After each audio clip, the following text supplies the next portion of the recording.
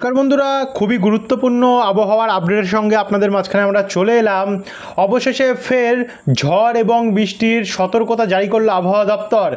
আগামী 30 তারিখ অবধি কিন্তু বাংলার বিভিন্ন জেলায় জেলায় বজ্রপাত সমেত 40 থেকে 50 কিলোমিটার গতিবেগে দমকা ঝড়ো হওয়ার এবং বৃষ্টির সম্ভাবনা জানিয়েছে আলিপুর আবহাওয়া দপ্তর অর্থাৎ ভারতীয় মৌসুম ভবনের তরফ থেকে। তারই মতন আমরা দেখতে পাচ্ছি আজ সারাদিন বাংলার আকাশে আংশিক মেঘলা আকাশ সমেত হালকা মাঝারি ঝিরিঝিরি কিন্তু বৃষ্টি বেশ কিছু জায়গায় হয়েছে। তবে অস্বস্তিকর গরমটাও রয়েছে, কিন্তু এই মুহূর্তে আমরা দেখতে পাচ্ছি যে কোথাও কোথাও একটু আধটু কিন্তু মেঘ হয়ে বৃষ্টির সম্ভাবনা রয়েছে।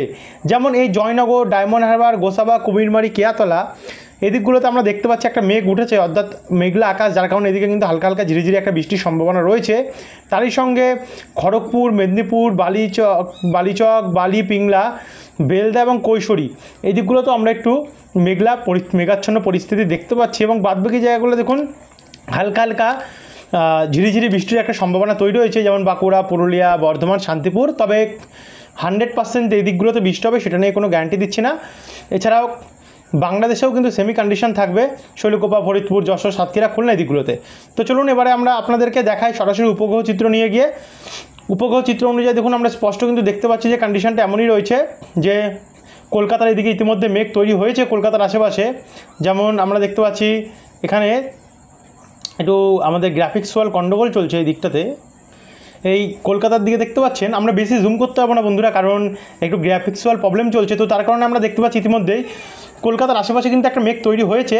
এর কারণে আমরা চন্দননগর, কলকাতা, হলদিয়া, আরামবাগ, বর্ধমান, খড়গপুর সমেত কাটোয়া, শান্তিপুর এদিকগুলোতে কিন্তু আমরা একটু মেঘলা আকাশ দেখতে পাচ্ছি।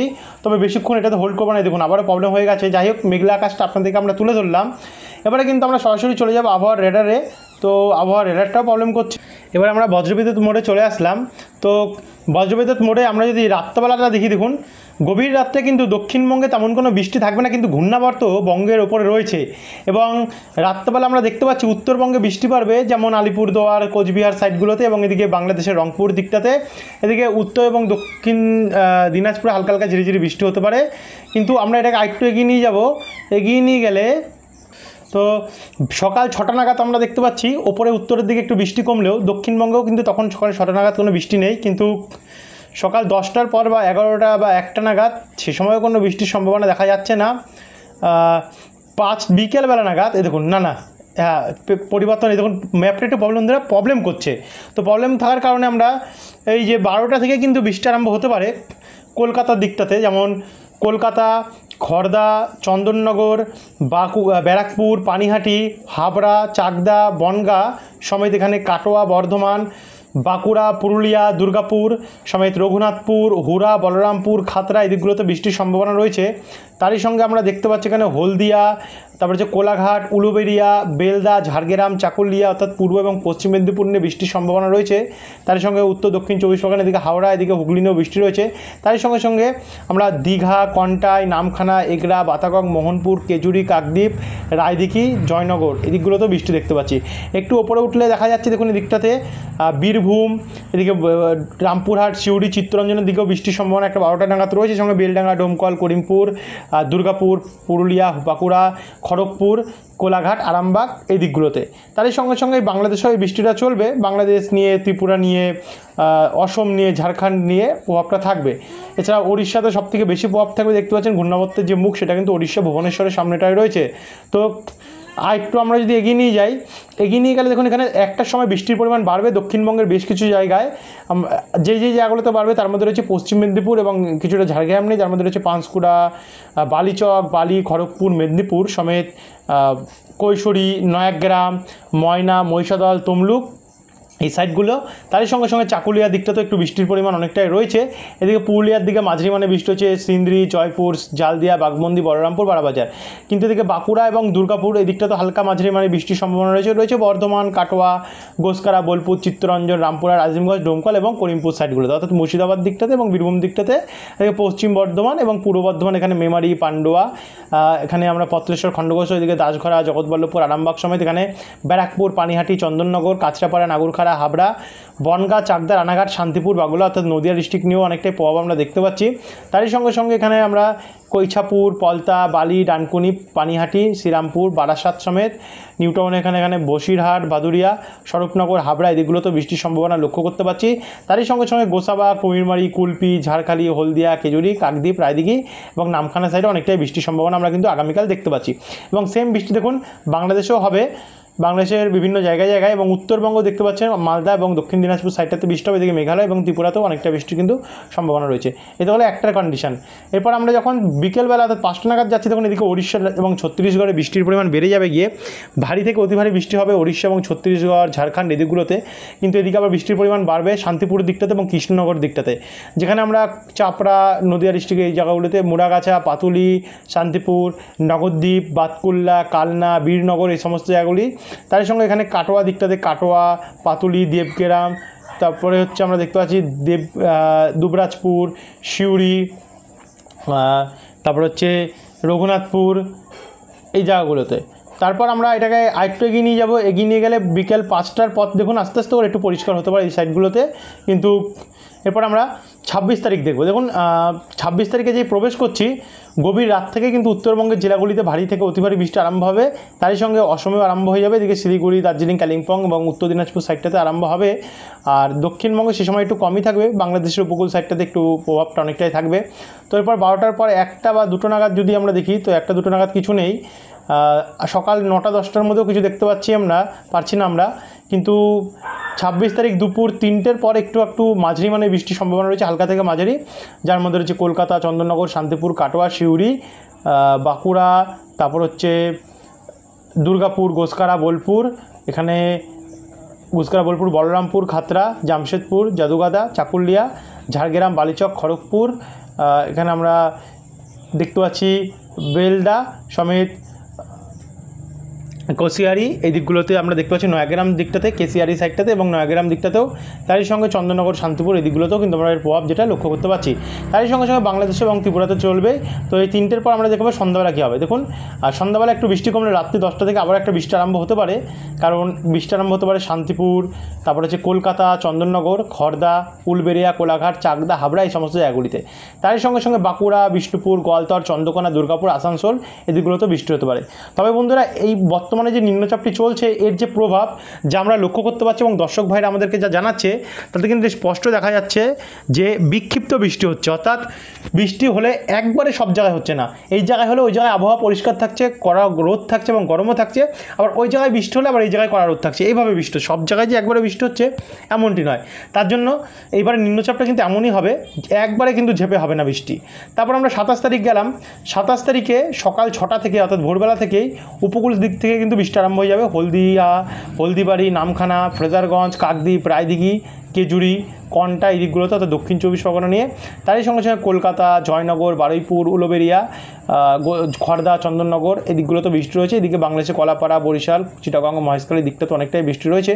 কিন্তু 6টার পর থেকে যদি আমরা 10টা নাগাদ যাই 10টার মধ্যে একটু বৃষ্টিটাই দেখুন বাড়বে আস্তে আস্তে করে দুপুর 1টা নাগাদ 10টার পর থেকে, যার ফলে কলকাতা, খড়দা, চন্দননগর, হাবড়া, কোলাঘাট, তমলুক, বেলদা এই সমস্ত জায়গায় বৃষ্টি বাড়বে।